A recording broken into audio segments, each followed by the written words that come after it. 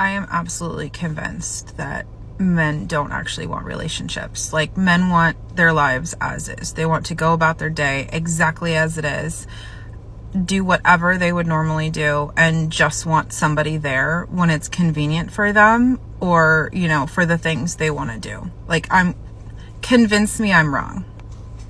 These women are desperate, frustrated, and can't understand why men no longer want to commit. Watch until the end to discover the shocking truth behind men running from marriage. So I would love to get married again, but now it seems like men don't want to get married anymore. Like, why is this? Can't we just get a prenup and be happy and be married? I get it where there's so many people that just live together and they live a married life, but they don't actually get married. Are people at least getting rings still? So at least you can show, like, I'm taken when you're out and about if you don't want to get married. What is the real reason men don't want to get married anymore? Is it money? Is it they've already had half of their stuff taken from a divorce, so they're bitter? I'm really curious. I feel like the partnership that comes with marriage is just a little bit different than if you're just dating someone, because they can always cut bait and jump ship because there's nothing to lose. When you do have, like, skin in the game, I feel like people would be more apt to, like, work through challenges, try to figure it out to stay together, versus if you're never married, it's easier just to be like, okay, fight and run away. But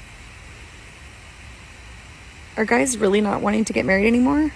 Let me know in the comments.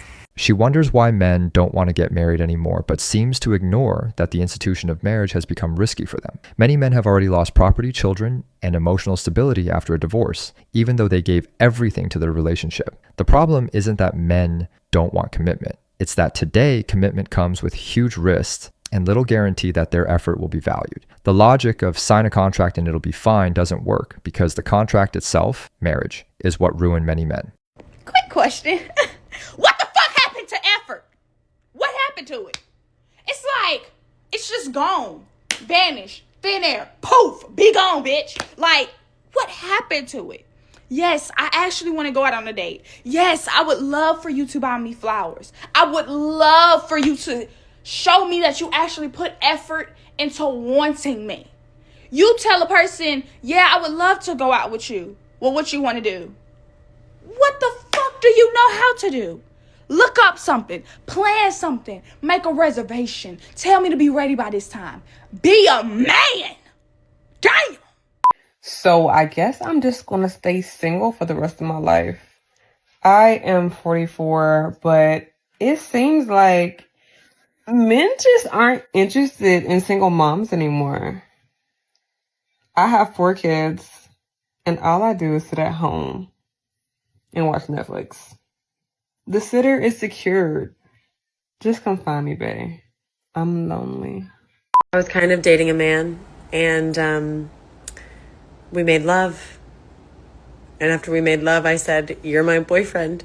And if you want to know how to, like, see fear, like just the fear of God, go through a man's eyes, just say to him after he's just made love to you, you're my boyfriend.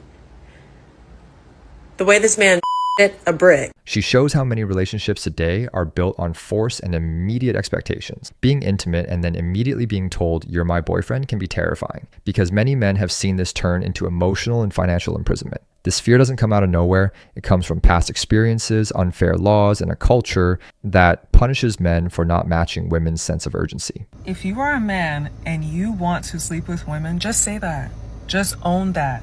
Just come out and be real and say that. Be a man. Own your truth. And I guarantee you will find another woman who's on that same time as you. You do not have to come out here and lie. You do not have to come out here and pretend to be someone else, because that makes you a predator. We will have so much more respect for you if you just be real, just be straight up about it. Look, I'm not looking for a relationship. I just want to smash. I just want to hit. Like, I just want to clap them cheeks. That's what I'm about. That's what I want. Okay. I'm not going to take you up on that offer, but maybe I got a homegirl that will. Maybe I know somebody that will. Maybe somebody is going to be like, yo, I'm on that time too. And y'all could just go do what you want to do. If that's what you're on, go do that. But if you understand that women are out here trying to find husbands, trying to settle down, wanting to build a real strong relationship and foundation with someone, and you come in our life and you lie, and we find out that your intentions are not pure, we find out that you actually were not really trying to get to know us, you're dead to us. You're evil. You're a disgrace. You are a parasite. Okay? Capital P. There is nothing we hate more than lies. Just be authentic. Be real. Like, what are you afraid of?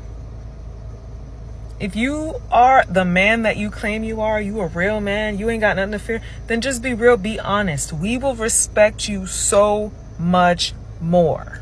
She demands brutal honesty from men, but what she's suggesting only highlights that many relationships today are based on convenience, not true partnership. A man who clearly says he just wants sex is labeled a predator, and if he tries for a serious relationship, he is often manipulated and used by women who also don't want something real. Her one-sided demand for honesty ignores that many women hide their own intentions: status, money, validation. The problem isn't just men lying, it's the hypocrisy of a dating market without mutual trust. There is no male loneliness epidemic. It is a loser epidemic. Men would rather be alone than to evolve and change, than to recognize, wait, maybe I had it wrong. Maybe there's something I need to change. If you can't get a woman because none of them want to be with you, maybe try and figure out why. Instead of making women the problem, saying that their standards are too high, maybe try and figure out why they don't want to be with you. What is it about you that maybe needs to change in order for a woman to want you? And they'll say, oh, there's no more good women left. Women are not like what they used to be. Women used to spend their days in the kitchen. Women only cared about taking care of the house and the kids.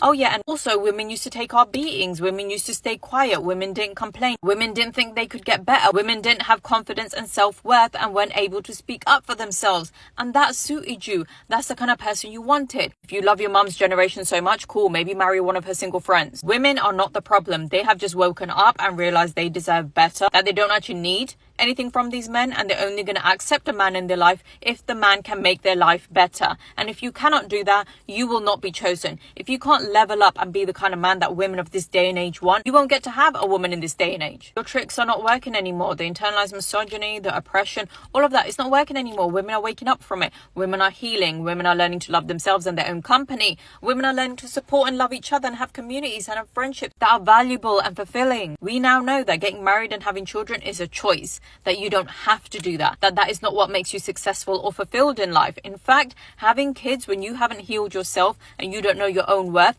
is actually the problem. It's why so many, if not all of us, have childhood traumas, have issues. What's happening right now is very normal. It's called evolution. It's happened many times before. When conditions change in the world, you either evolve to survive or you get left behind. This is evolution. Instead of complaining about it, evolve. She calls men failures for not meeting the new standards, but doesn't realize that these standards have become increasingly unrealistic. Men today don't want to go back to the past to oppress women. They want real partnership. But when partnership turns into competition, emotional blackmail, and devaluation of men, many choose to stay single. Calling it a loser epidemic is an arrogant way to ignore that the problem isn't men failing to evolve, but a lack of balance and reciprocity. If a man says any or all of these things, especially, he does not want a relationship. If a man says he likes things how they are, and how they are is not a relationship, then he doesn't want a relationship. If a man straight up says he isn't sure if he wants a relationship right now, oftentimes men try to tell you who they are. It's just our job to actually listen and believe them rather than constantly trying to change the things that they're literally telling us. He doesn't want a relationship. If a man tells you he's confused, he doesn't want a relationship. He's kind of just dragging it out. And moreover, why would you want someone who tells you that they're confused? My personal favorite, he's just having fun, or he likes the flow of things or the way things are going. I'm just having fun right now. You can go and have fun somewhere else. He doesn't want a relationship. She points out clear behaviors of men who don't want commitment, but frames it as purely a male problem. What she doesn't see is that many men openly state their intentions. Women just believe they can change them. The problem isn't a man saying he doesn't want a relationship. The problem is women ignoring obvious signs and then blaming men for being honest from the start. So I saw this trend on TikTok, and it was this girl saying, why don't men want to get married? Men would stitch it. And all the reasons they gave were hunky-dory. all of them. But here's one thing, okay? If there's one thing I've learned in business, which you should treat your marriage like a business, aka get a prenuptial agreement, that's the least you could do, but never sign a contract with somebody who benefits from breaking that contract. If men had, or if there were laws in place that insured men financially, anything, like after the divorce, kind of like how women are insured, things would be a lot different. Thank you.